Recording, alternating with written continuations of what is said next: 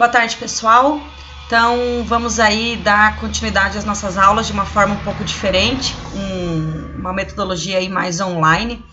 Demorei um pouco para passar esse material para vocês, até porque não tinha conhecimento nenhum de gravação de vídeo ou coisa parecida, então é uma tentativa aí para que nós não fiquemos nesse período sem uma atividade mais completa, tá?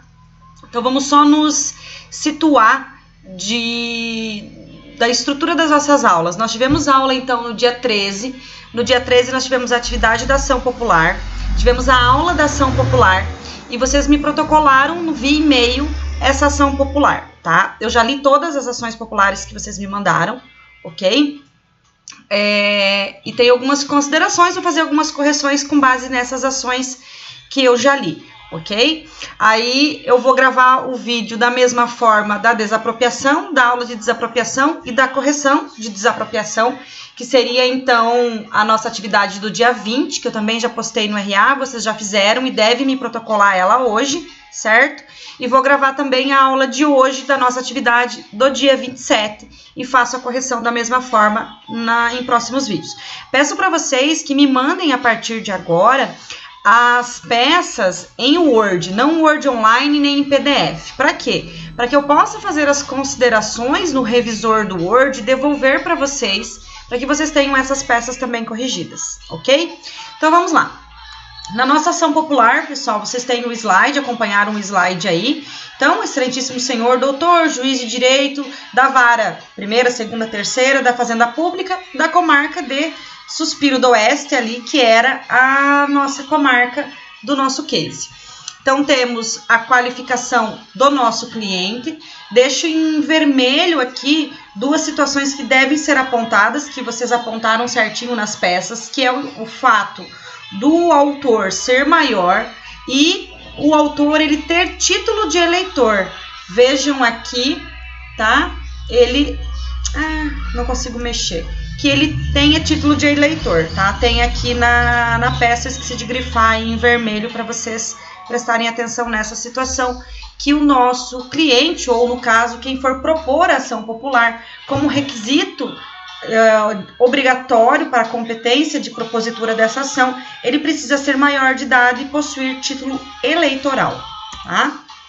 Aí, vem respeitosamente a presença de Vossa Excelência, propor ação popular com fundamento ali na Lei 4.717 e na própria Constituição, no artigo 5º da Constituição, tá? Inciso 50, 60, 73, certo? Da própria Constituição Federal. Em face de quem? Em face, então, do município de Suspiro do Oeste, da empresa Sabiá Canto Lindo, por meio do seu sócio, e do prefeito municipal Augusto dos Anjos.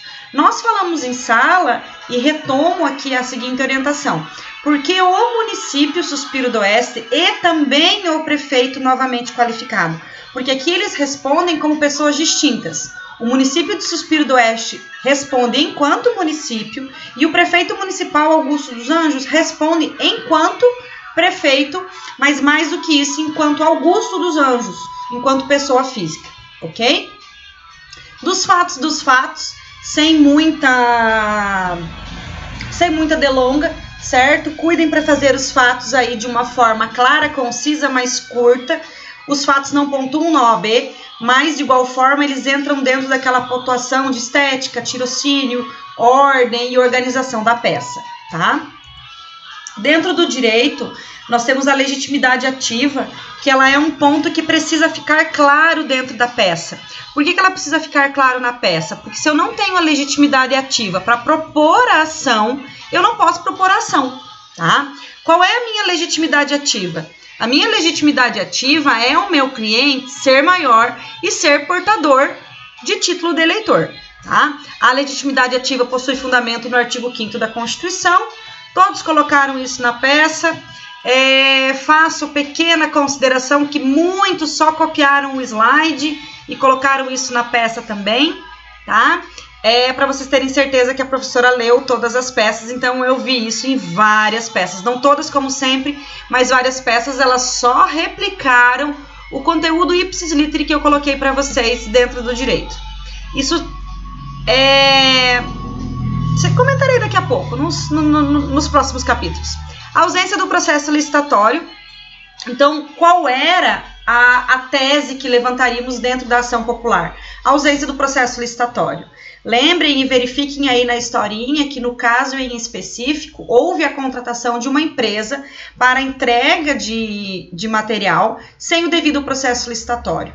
Então, isso é uma ofensa clara à Lei 8666/93, ao artigo 37 da Constituição, viola, então, a norma da administração pública que determina que toda compra, aquisição de material, salvo situações de licitação dispensável e inexigível, sejam feitas pela devida modalidade licitatória atinente ao caso, tá? Então, o nosso primeiro ponto, a nossa primeira tese seria a ausência de um processo licitatório. Perfeito? Passado a ausência do processo licitatório, aí nós temos uma seguinte consequência, ou uma segunda consequência.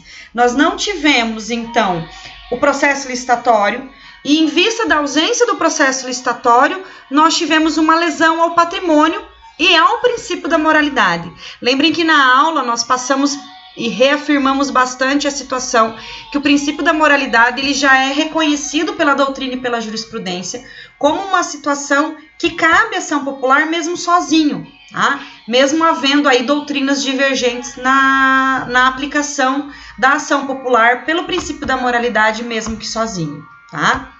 Então aqui, a violação ao princípio da impessoalidade e a violação ao princípio da moralidade. Tudo isso dentro de um tópico de lesão ao próprio patrimônio público. O patrimônio público foi lesado? Claramente, o patrimônio público foi lesado quando essas compras foram feitas sem competitividade, sem que eu pudesse levantar a melhor proposta, o melhor preço, sem que houvesse, então, o devido processo licitatório para oferir a melhor mercadoria com o melhor preço. O princípio da impessoalidade, ele é também violado a partir do momento que nós temos a contratação de familiares do próprio gestor, o que também é, obviamente, vedado dentro da administração pública, tá?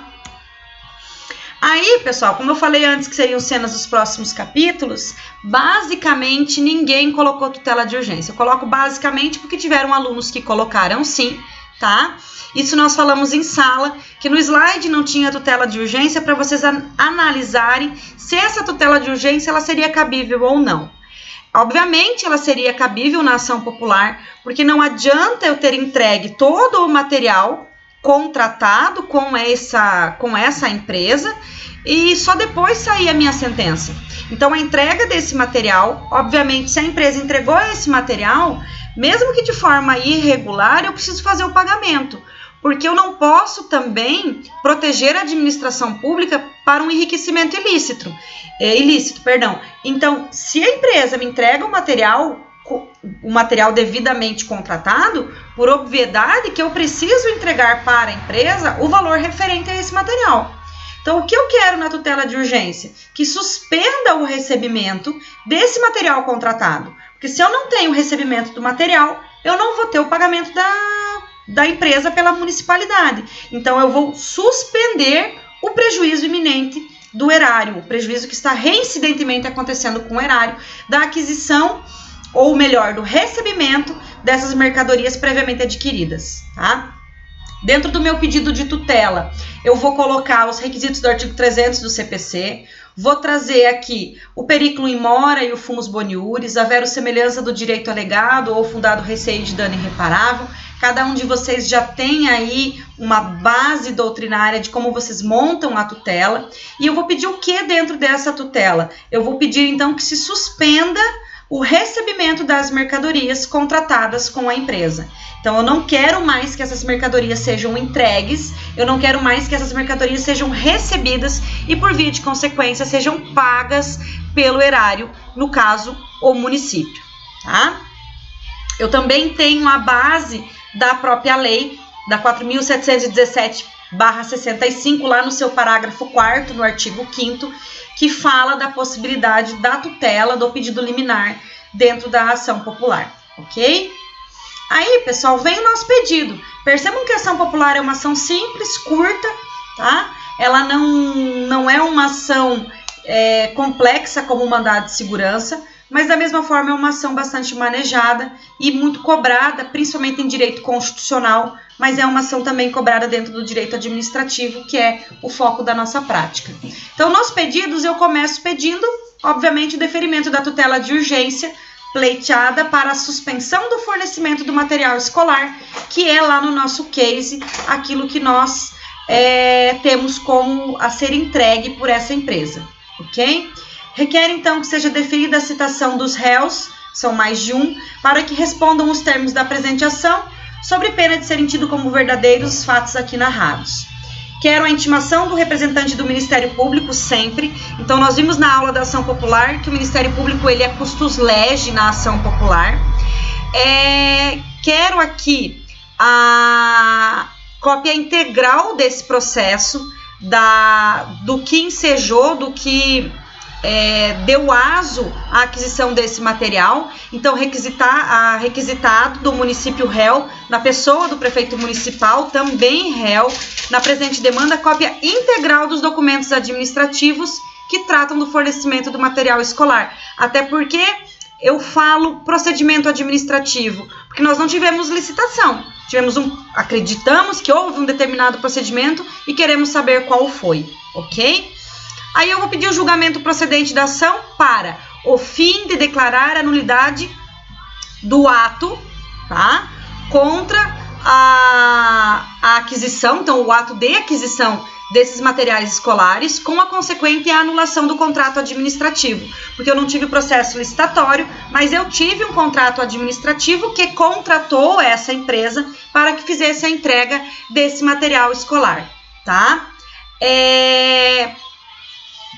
Também vou aqui, dentro disso, pedir a condenação dos réus na restituição do erário pelos danos causados em razão dessa contratação direta, ok?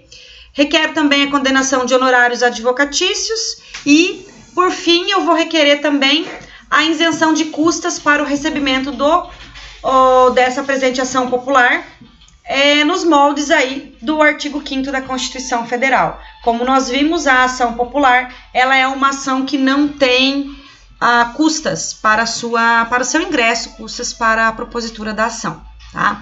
Faço o meu pedido de produção de prova, então eu venho requerer todos os meios de prova em direito admitidos, em especial prova testemunhal, depoimento pessoal, oitiva de testemunhas, documentos a serem juntados. Eu faço aquele meu pedido padrão de provas que nós já trabalhamos, e como eu sempre digo para vocês, que cada um utilize o seu pedido que está acostumado, para que ele seja inúmeras vezes repetido até que vocês passem a decorar esse pedido de prova, que pode ser usado em qualquer ação, tá? O valor da causa na nossa ação popular, então ele é um valor fixado, 1.000, 2.000, 3.000, 4.000, eu coloquei 10.000 aqui meramente porque coloquei 10.000, mas ele não é xizinhos porque eu não tenho um valor calculável, ele não vai ser o valor do contrato, tá? Então, eu vou colocar um valor para fins fiscais, eu até não coloquei no slide aqui. Então, dá-se a causa o valor de 1.000, 2.000, 3.000 reais para fins fiscais, ok?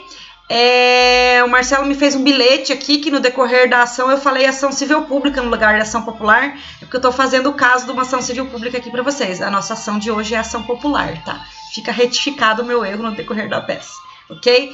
Pessoal, se vocês tiverem dúvidas, me mandem um WhatsApp, sinal de fumaça, alguma coisa assim, que a gente vai trocando essa ideia, tá? Eu vou postar no YouTube o vídeo e é o que temos para o momento, tá bom? Beijo, cuidem-se. Até logo. Tchau, tchau.